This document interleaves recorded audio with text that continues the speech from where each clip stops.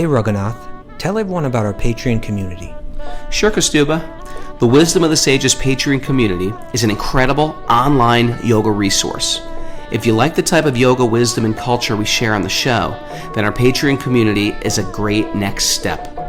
This is a listener-supported podcast, and any level of sponsorship will unlock a wide range of live and archived classes, talks, and even workshops. Raghunath teaches, I teach, and we have a host of other excellent teachers on topics ranging from yoga philosophy, asana classes, storytelling, Ayurveda, kirtan, cooking, meditation, and a lot more. We even have an incredible online Bhakti 12-step recovery group. So if you want to check it out, go to patreon.com/wisdom of the sages. All right, let's get it on. Om Namo Bhagavate Vasudevaya. Om Namo Bhagavate Vasudevaya. Om Namo Bhagavate Vasudevaya.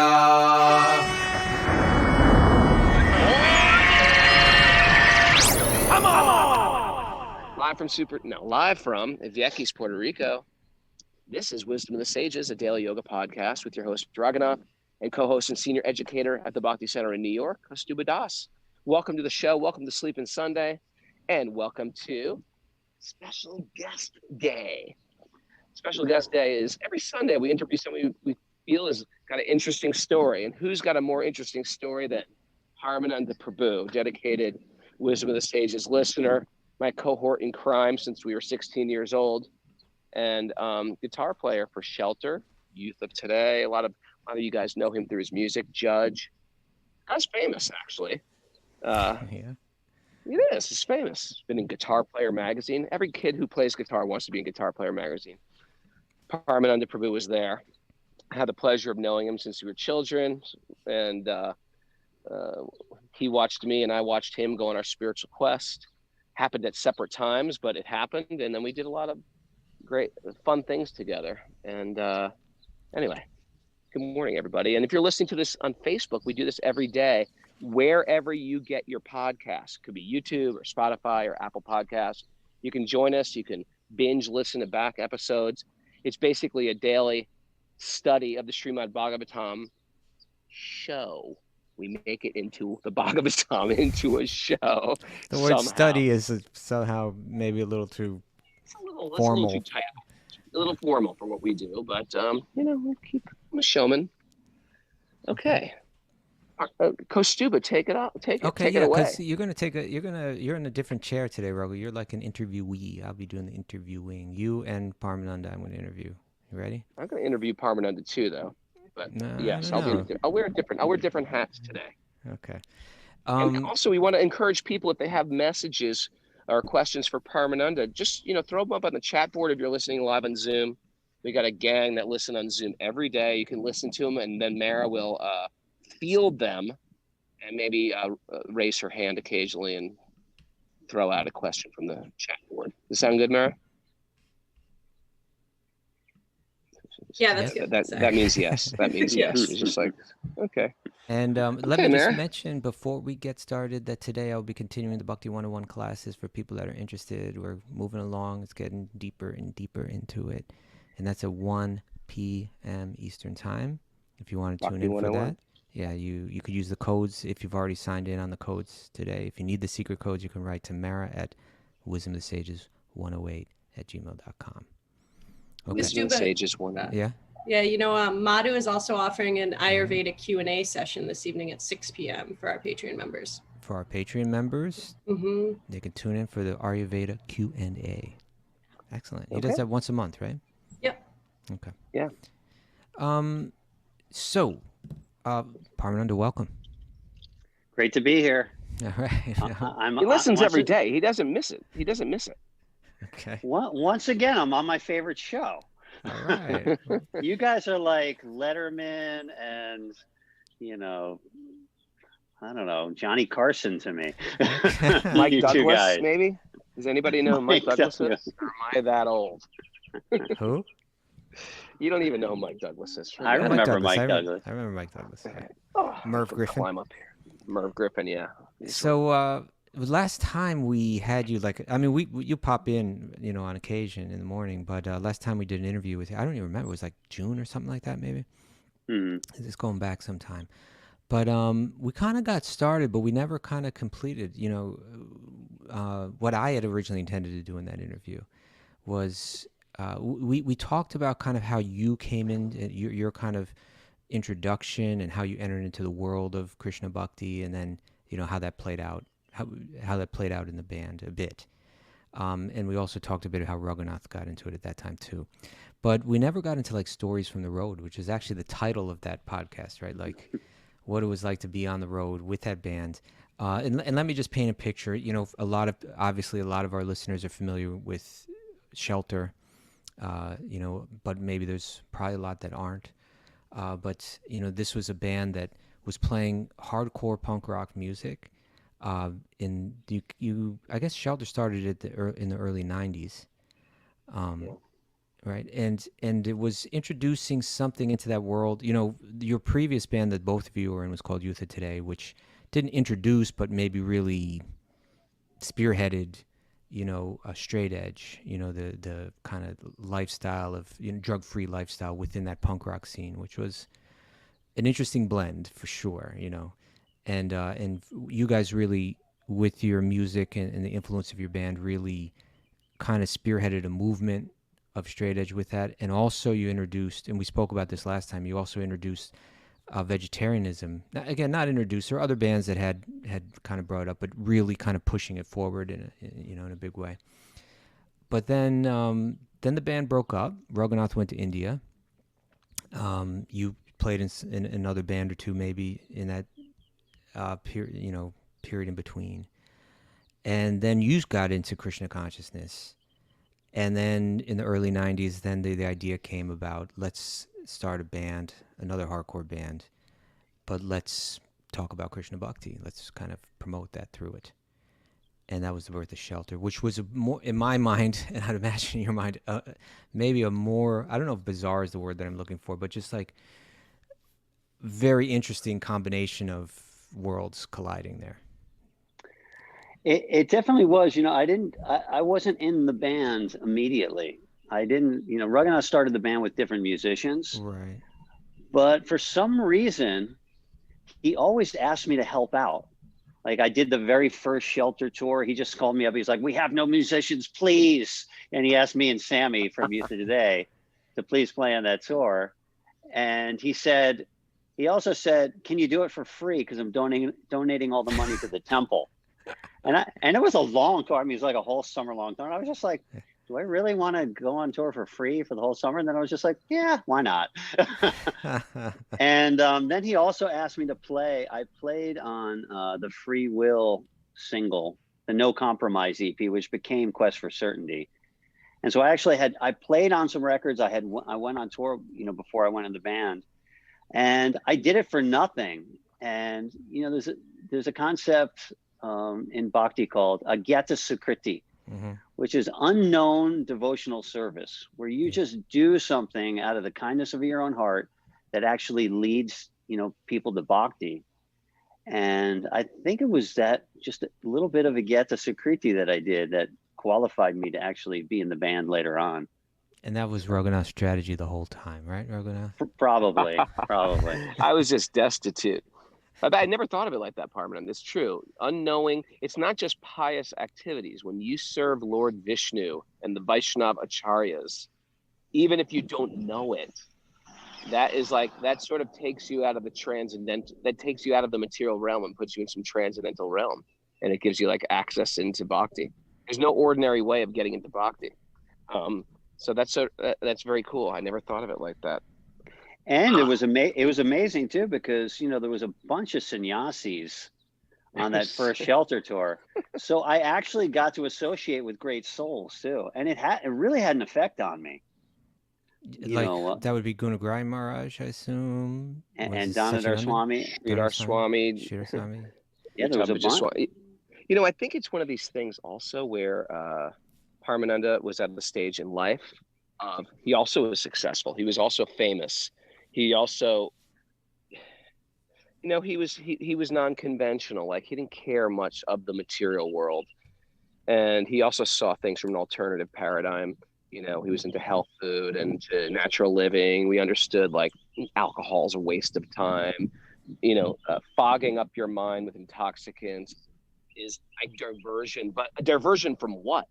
And so I think he was already ripe for getting into transcendental philosophy. And my idea wasn't to like, I'm going to preach to Paramananda, or his name was Porcell back then. I'm not going to preach. I wasn't thinking I'm going to preach to him. I just felt, hey, he's a friend. Help me out.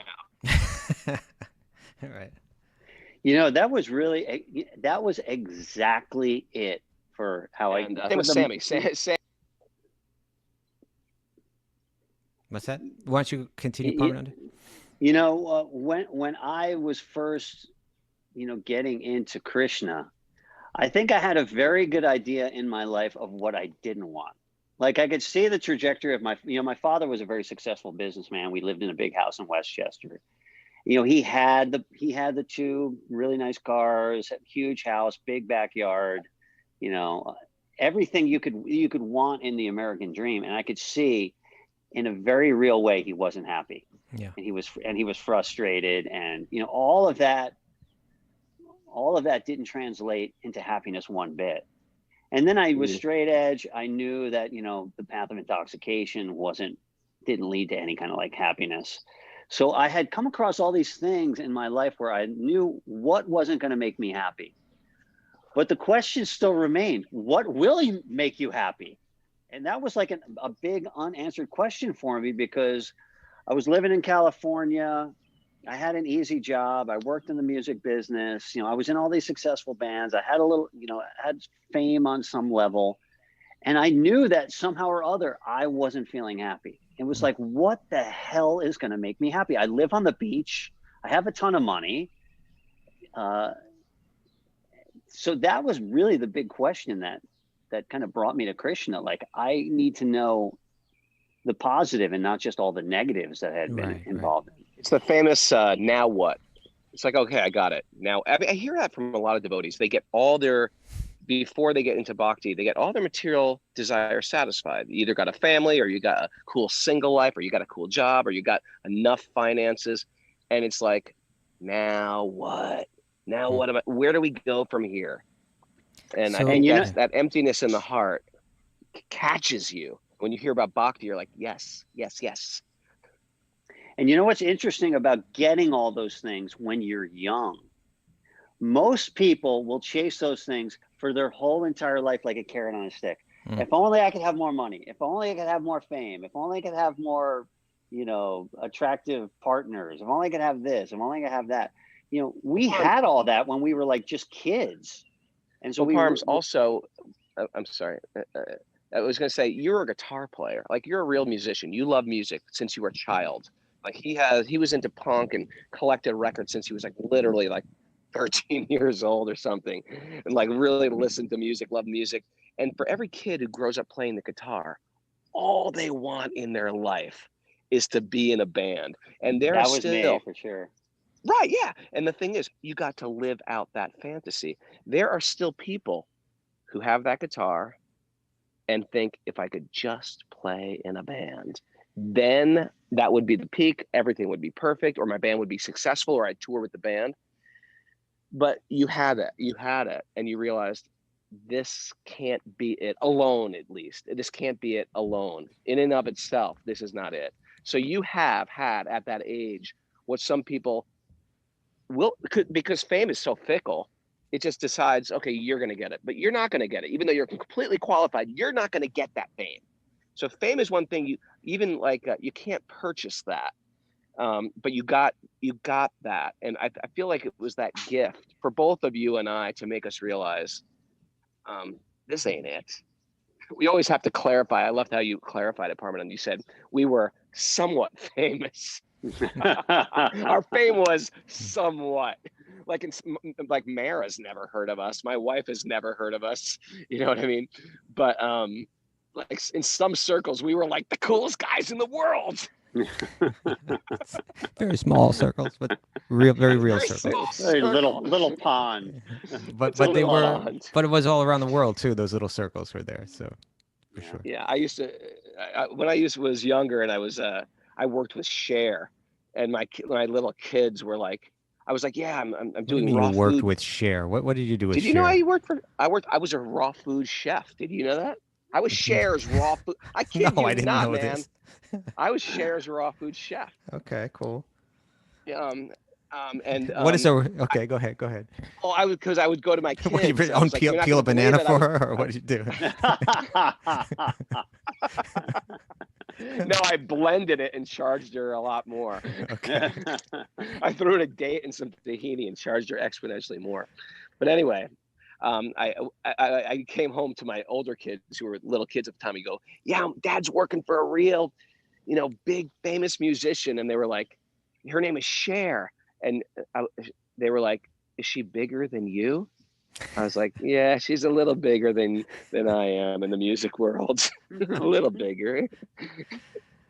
All right, now Ah, I have a You, question. can Yeah. I just say one more thing? Please. It's interesting how Krishna works too, because we have all these desires. I had a great desire, just like when Raghunath said, like even when I was like a little kid, like 6, I used to sit, listen to records, get a broom, pretend I was playing guitar.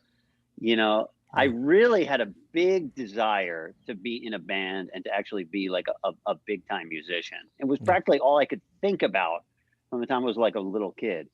And it's Wow. interesting how Krishna really works with those desires, but somehow still lures you out of the material world. Like, there's a story about Dhruva, and Dhruva was this person that wanted a bigger kingdom than his father. And then he did all these austerities. Finally, he met Krishna. We actually we had a song about it. Raghunath wrote a song called Broken Glass about it. And he meets Krishna, and he's so overwhelmed to be in the presence of God that he actually says to Krishna, he goes, Krishna says, what do you want from me? And he was thinking that he wanted a kingdom greater than his father. But he said, I was after this broken glass in the material world, but now that I see you, I see that you're such a jewel.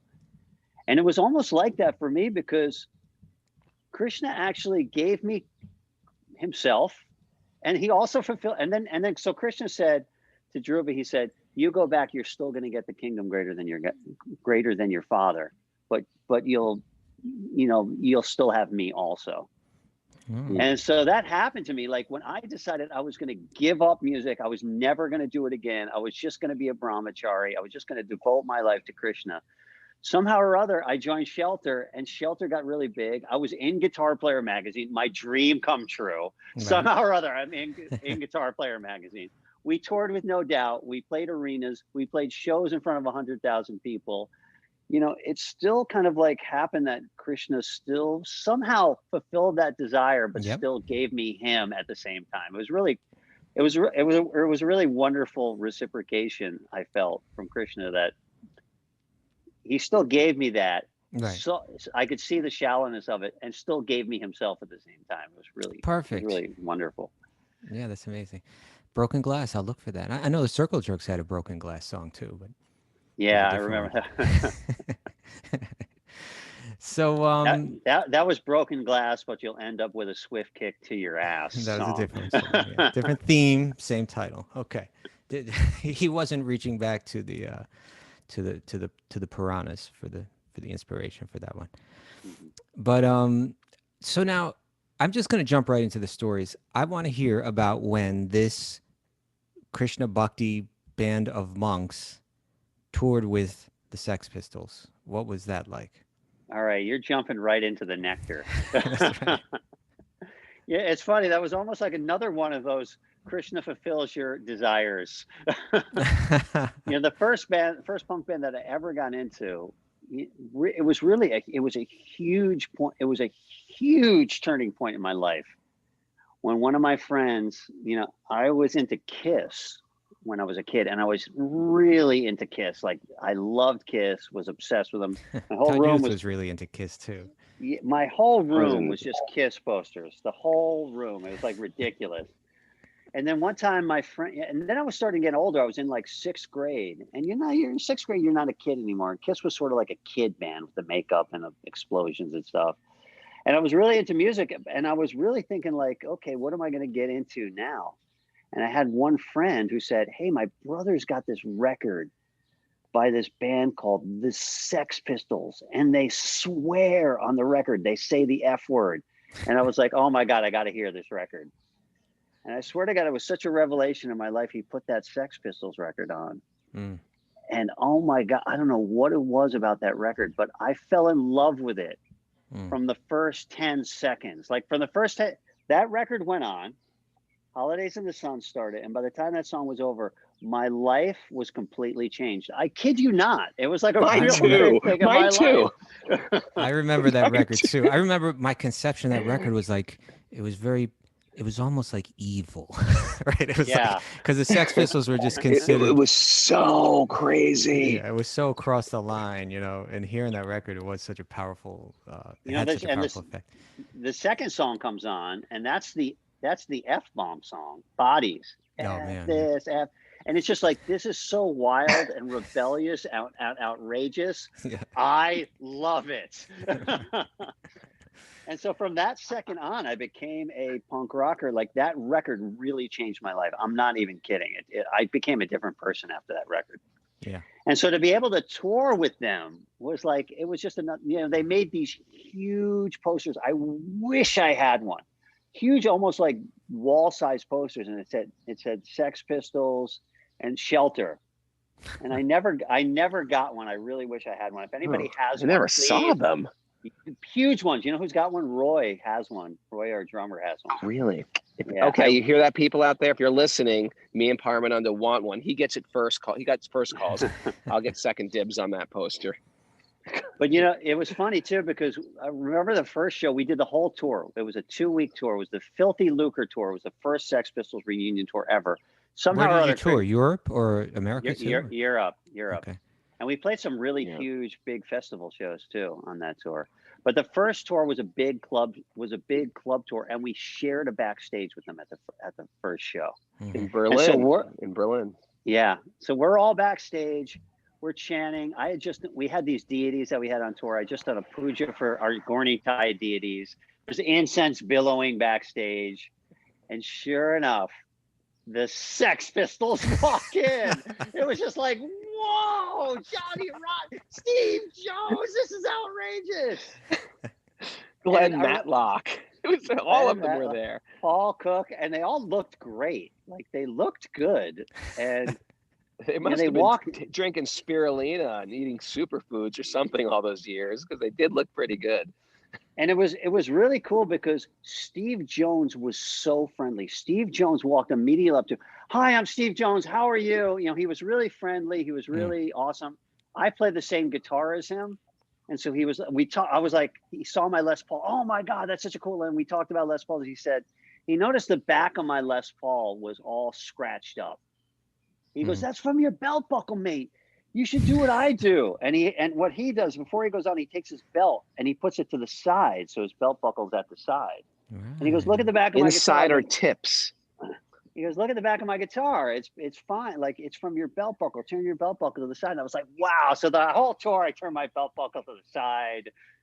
But it was really interesting because I went into the bathroom, and it was sort of like a big shared bathroom. It wasn't a private bathroom. And then Jonny Rotten walks in the bathroom. And I'm sort of like fanboying out. I'm in the bathroom with Jonny Rotten. And he looks up at me, and we're both at the sink washing our hands. And he looks at me, he goes, I want to know something. And I said, what? He goes, tell me the truth, and I won't tell anybody. Is this Christian? I won't tell anybody. You're in this bathroom. In the bathroom with Jonny Rotten. He says, I want to know something. I won't tell anybody. Tell me the truth. And I said, yeah, sure. He goes, is this Krishna thing just a gimmick? Like, is it a gimmick? I get it. He's like, I get it. And he sincerely asked me, he's like, is this just kind of a thing? Like, I know everybody has to have a thing nowadays to make them weird and make them, punk. And I said, this is not a gimmick at all. I live in a Krishna temple. And I said, when I'm not on tour, I wake up at 4 o'clock in the morning. Every day, we chant for 2 hours a day. I just did a whole puja to my deities. I was like, this is no joke. We're in this to win it.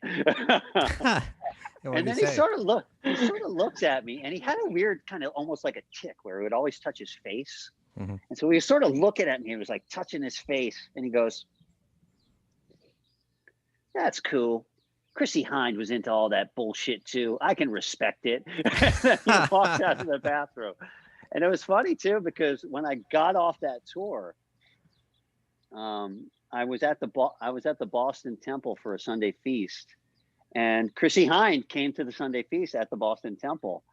And then she kind of riled everybody up. She said, "We're going to have a protest of the Gap because the Gap still sells fur." And so Chrissie Hynde and all the devotees, we went to the Gap, right on, that main street. What is that? Newbury Street. Newbury Street. Was that? And we had was that in 2000 or 2001? Yeah, it was something like that. I think I was the temple president at that time, but for some reason I wasn't there. I don't remember why. Well, she brought all the devotees down. We were having kirtan in front of the Gap, and she was like really loud and vocal, and she got arrested. The cops came and arrested Chrissie Hynde.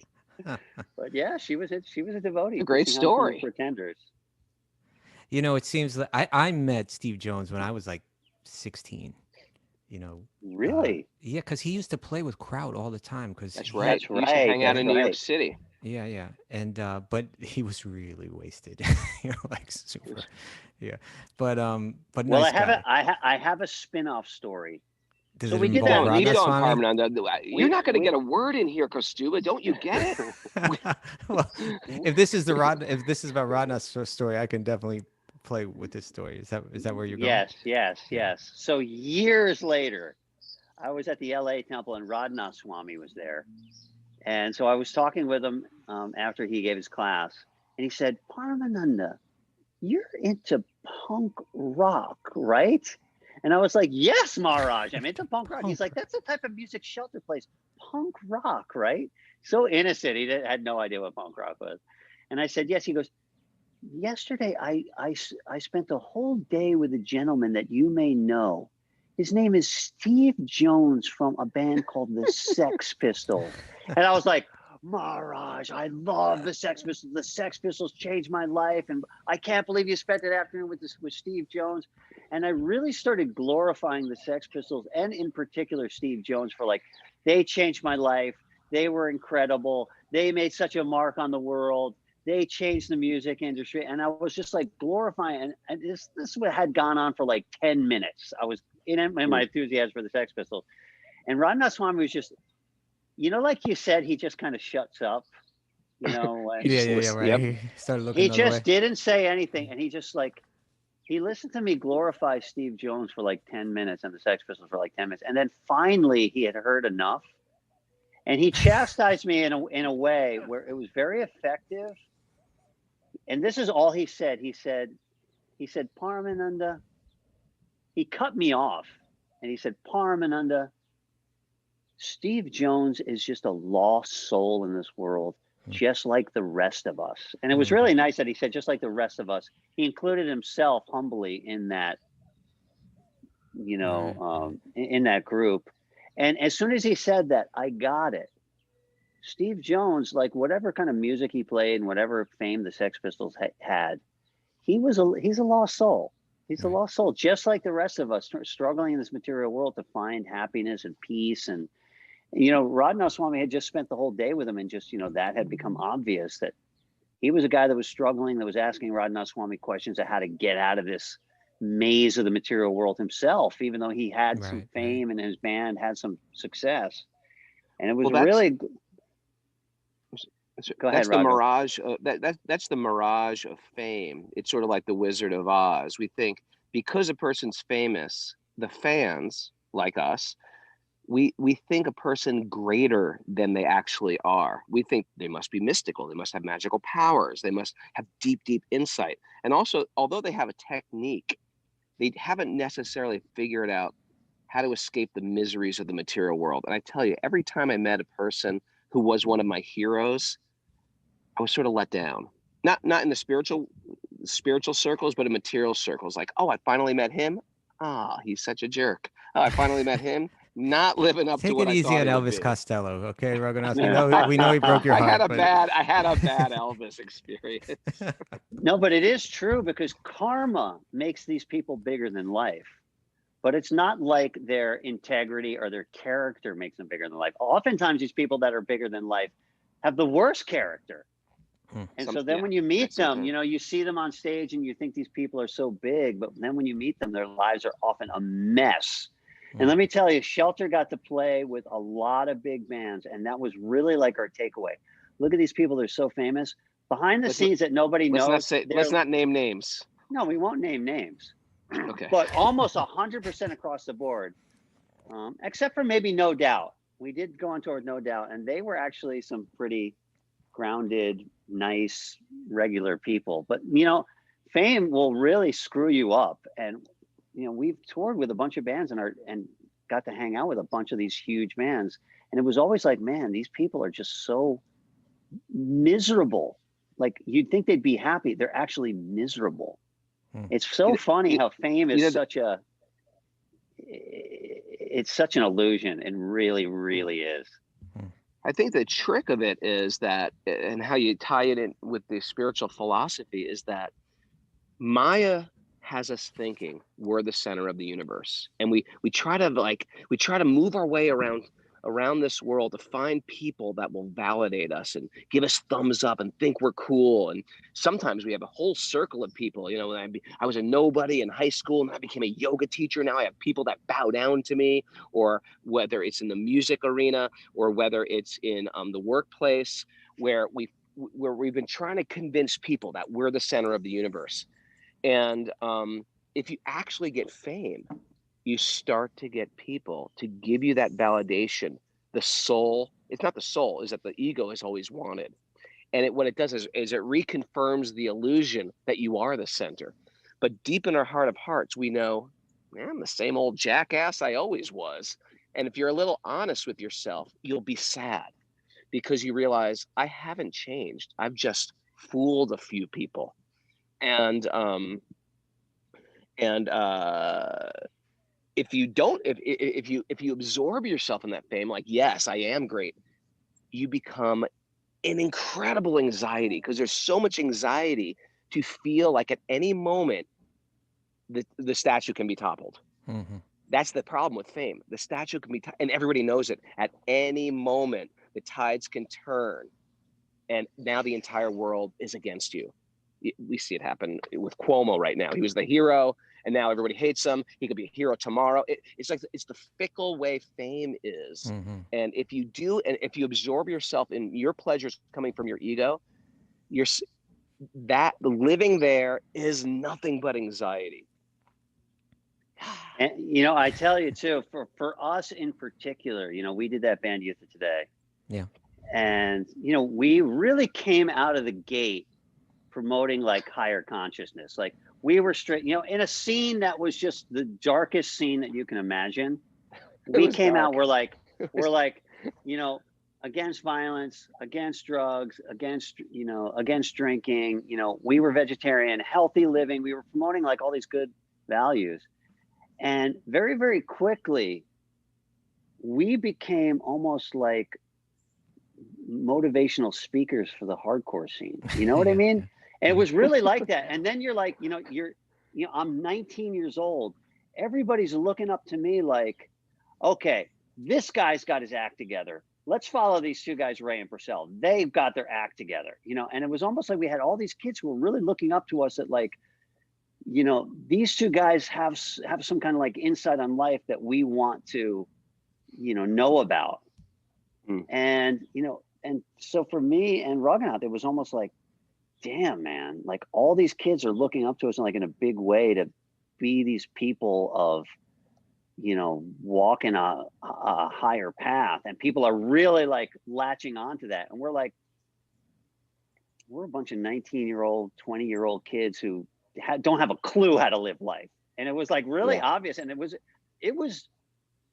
a little like disconcerting. Like, we have legion, and it was weird because it was like legions of these young kids. We weren't super famous, But these straight edge kids that were into Youth of Today, they were wild about Youth of Today. And almost like, it was almost like, okay, this band has changed my life.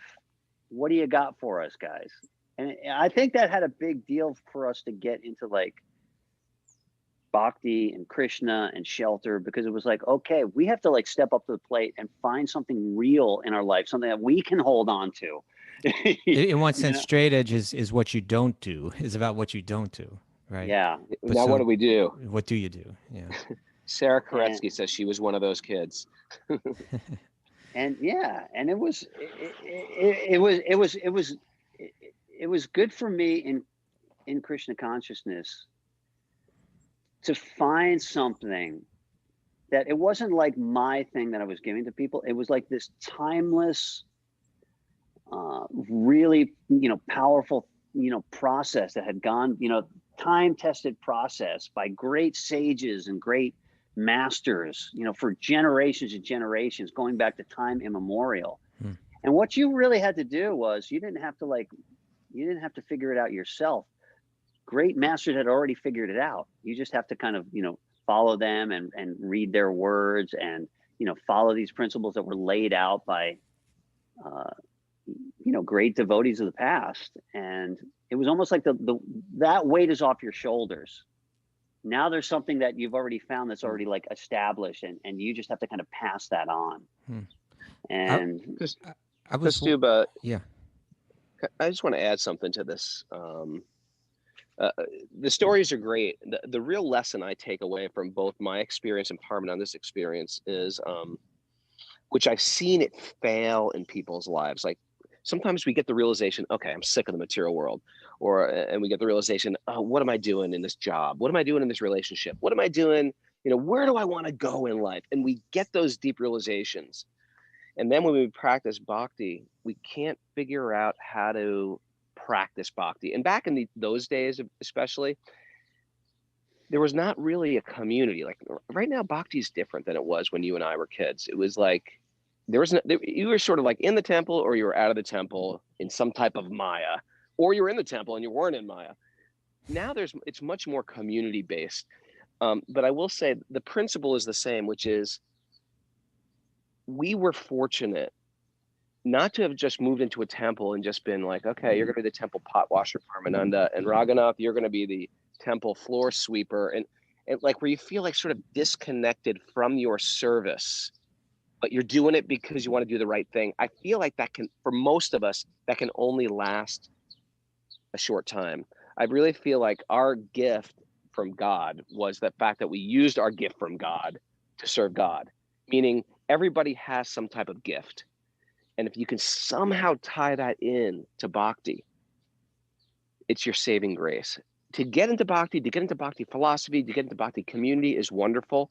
But what is your contribution is that if you can find how to contribute within a bhakti circle, I think that's very, very powerful. And maybe it's not something, like you're in a band or something, but how is my lifestyle related to bhakti?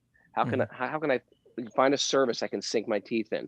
If you're either doing something, I find like outreach, maybe that's just because I'm a communicator, but I think outreach is a good thing because it's like a 12-step program where a lot of our deep sobriety, so they say, comes from the service behind the spirit. Sometimes in my life, I find like I can get out of my own head and my own issues by reaching out to someone who's going through their issues.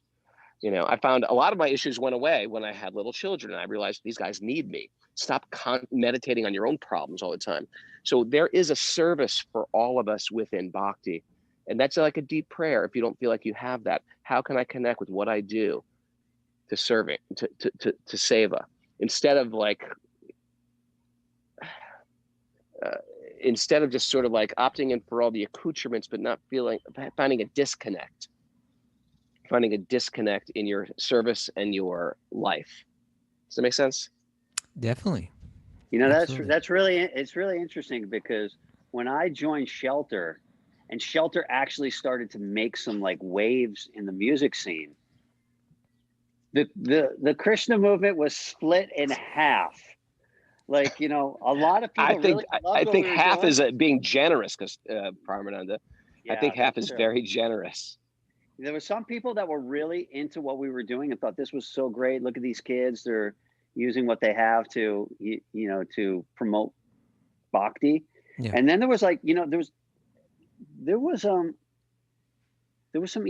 really like, senior devotees who were very against what we were doing. And I think it was almost like growing pains for the bhakti movement, because before that, the bhakti movement was built on, from when Prabhupada came and transplanted it from India.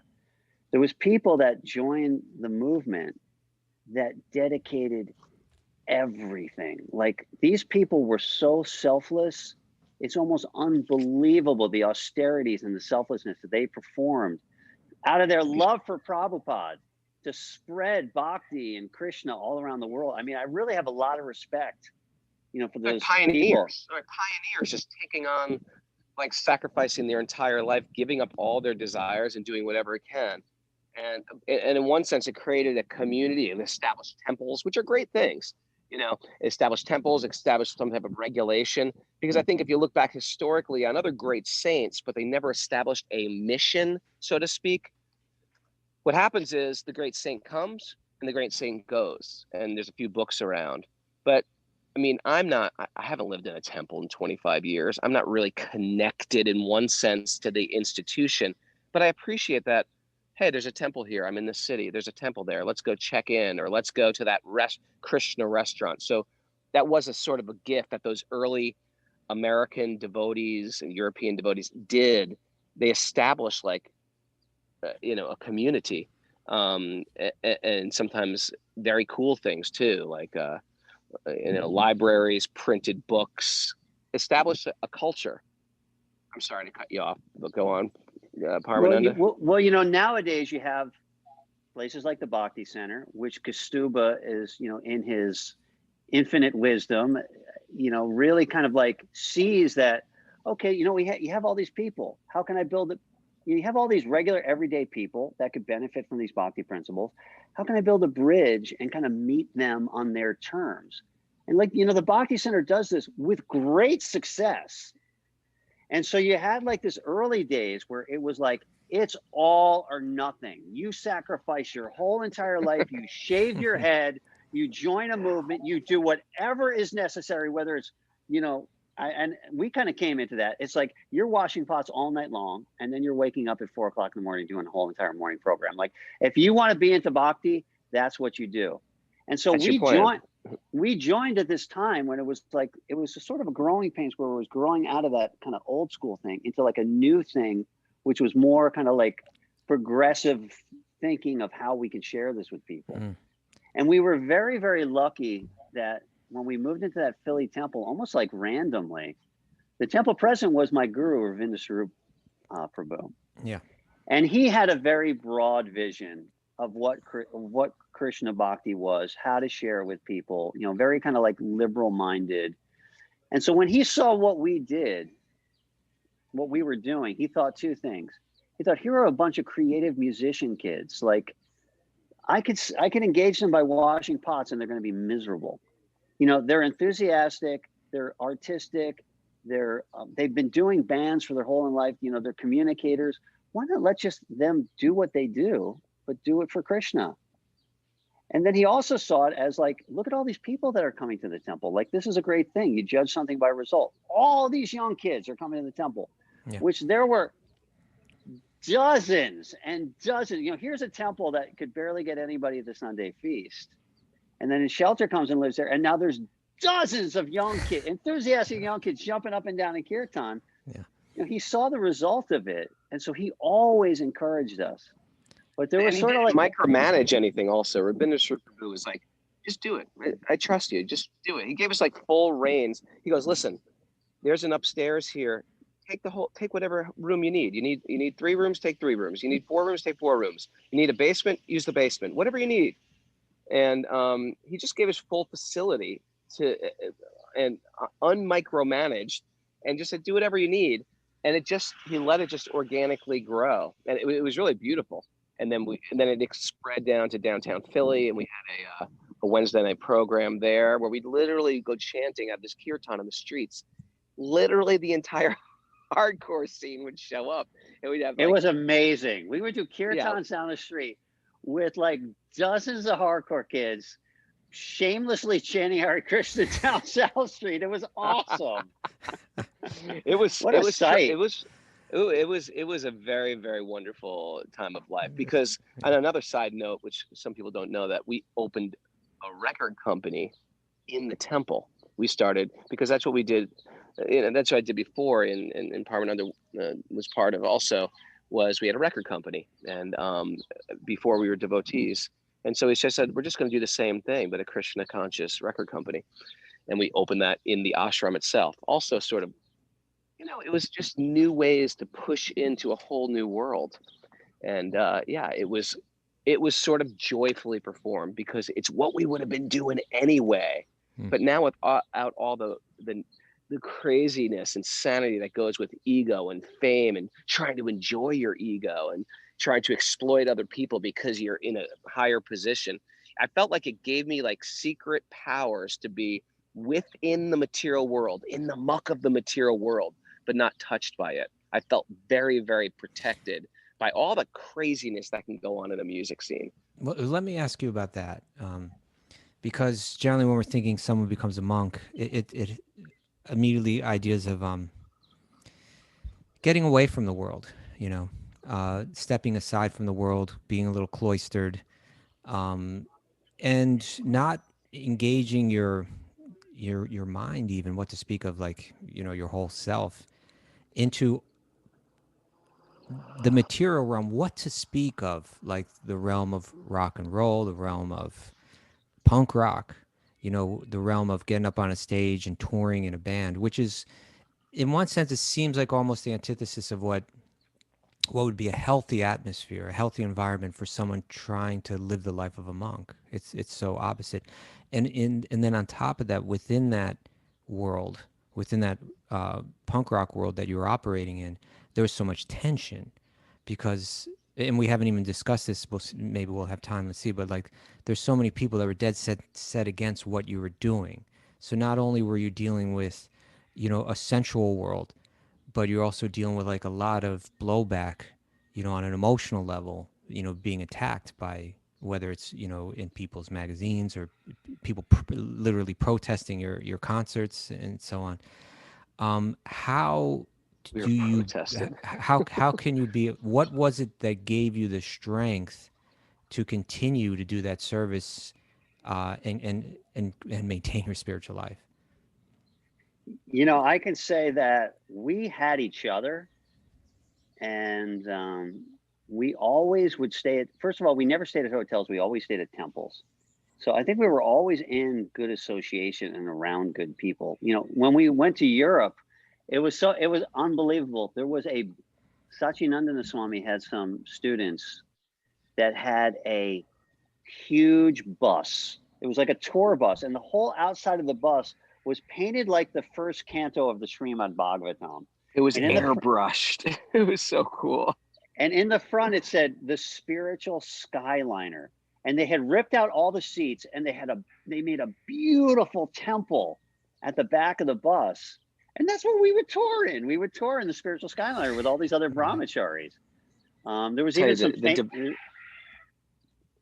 devotees in Europe took such good care of us. They heard we were coming, and this is before internet, before cell phones. They heard we were coming, and they would just show up at the gig with like, I know it must be hard to eat, food in an uncompromised way. So they would bring baked breads and cook us food and bring us bags of samosas. I mean, it was like, we felt really loved.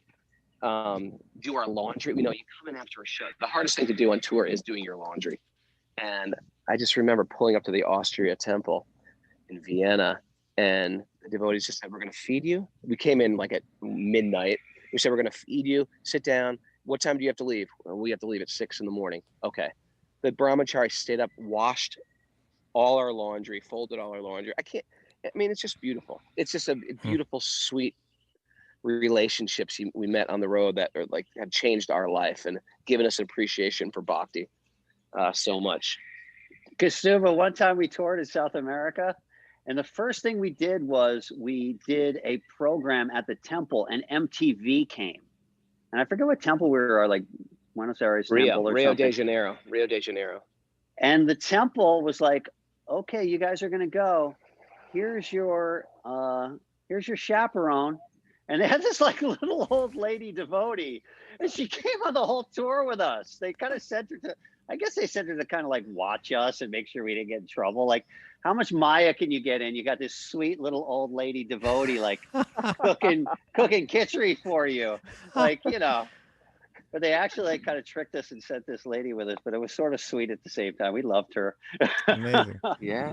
Well, you know, we're getting people, Liam Wilson here and others, Sega, you know, and others. They're saying actually this has to be like a several-hour thing because there's so many places we need to go with this, and we are running out of time. We are going to have to end on time today, but you know, if you go back to the 90s, if you were a young person that got into Krishna Bhakti in the 90s, particularly in America, but even in Europe, let's say, the percentage of the chance that you had some connection with shelter is very high. It's like, you know, it's like extremely high. But the crazy thing is, even to this day, you know, I still see it all around the world. People in South America, people in Europe, people in America, all over the place. If they get into Krishna Bhakti, there's a very good chance that shelter somehow played a role in it. You know, there was something about that, how that whole thing came together, you know, that was extremely powerful and extremely influential, and it continues to this day. You know, it's really quite Blessings of the Vaishnavas. You know, it's Blessings of the interesting. Vaishnavas. If you look at any picture of a hardcore show from the 90s, whether it's like Earth Crisis or Strife or Snapcase or some of these bigger bands, even if Shelter didn't play, and you look out in the audience, there's going to be 8 out of 10 people with neck beads on, with tulsi beads around their neck. It's uncanny. It's really amazing. It's true. It was a special, magical time, historically. I mean, honored to be a part of it. We sold so many tulsi beads. I mean, we would go to Vrindavan and we would get cases and cases of tulsi beads. Those big metal trunks of tulsi beads. Yeah. You know, that's one area I want to go. We're not going to have time. I really wanted to hear, and so we'll do this again, but like the going back and forth between Vrindavan and then coming back and going on tour, and then going to Vrindavan and going on tour, like how that shaped both of your spiritual lives, you know, because we haven't even gotten into Vrindavan stories, punk rock riots, Vrindavan pastimes. So let me ask. No doubt. Yeah. Let me ask one. No, your point is important. Yeah. Can I just share real quick? Sure. We would just regularly go back and forth to the holy places, but I'm realizing like that it's not just important when I was a brahmachari. It's important for me right now to check in with an entire culture that's entirely focused, because my tendency. Well, we lost your tendency is what, Raghunath? To get off focus. I have my default is to lean towards Maya. Can you hear that? You cut out. You said your main focus is. My main my tendency, I said, is your tendency. I'm sorry, your tendency is a default to lean towards Maya, not towards Krishna. So checking in regularly with holy places and a holy culture where people are very focused on bhakti. Wasn't just a good thing for me as a brahmachari or as a monk. That's a great thing for me right now. And I'm realizing, like, I didn't go to India this entire year. I really get charged up from that, even to today. It's great to find some time where I can really reconnect on a regular basis with people who are like-minded and very focused, where I can take some inspiration and take it home into my life. And, you know, Kaustubha, going back to your question of how did we do it? Yeah. And not kind of fall into Maya on tour, on a punk rock and roll tour. One of the biggest anchors for that was, and I'll credit Raghunath with this, because Raghunath had been to India many times and a lot of people in the band hadn't. We wouldn't take any money. We were brahmacharis. We'd donate all the money to the temple. But we would keep enough money from the shelter shows that every year we would spend 2 months, everybody in the band would spend 2 months in Vrindavan, in India, in Mayapur. And Raghunath was really kind of like enthusiastic about it, like, we need this, let's do it, we'll take this money, we'll go to India, it'll be great for all of us. And it really was, like, those 2 months that we spent in Vrindavan was almost enough to anchor you through the craziest times for the rest of the 10 months. And it was a really, like, man, those times, like, I got to spend 2 months in Vrindavan every year for like 10 years. It's one of the greatest experiences that I ever had in my life. That was almost the best thing about being in shelter, was going to India every year. And we had so many amazing, incredible stories. We could have an hour just on shelter in India. Maybe we got to do that going like to next Vrindavan, week or something like that. It's not luxury. We're all sleeping on the floors. We're living in a...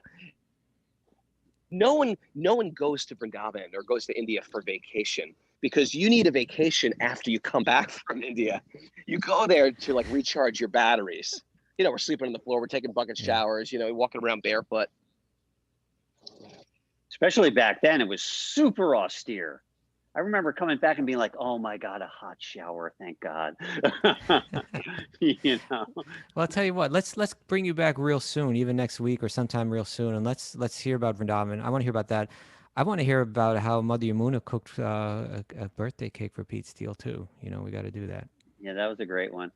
Okay, so we'll bring you back very soon. Thank you so much for coming on, Paramananda. Thank you, Raghunath. Thank you, brother. And, I have to get off early today, so I'm going to jump out here. But thanks, everybody, so much for joining us. Paramananda Prabhu, thank you for your inspiration all these years. Always grateful. Thanks, Raghu. Always a pleasure. All you guys. All right, and again, if anybody wants to do a little Bhakti 101 study, that's at 1 p.m. today. Write to Mara at Wisdom of the Sages 108 for the secret codes. All right.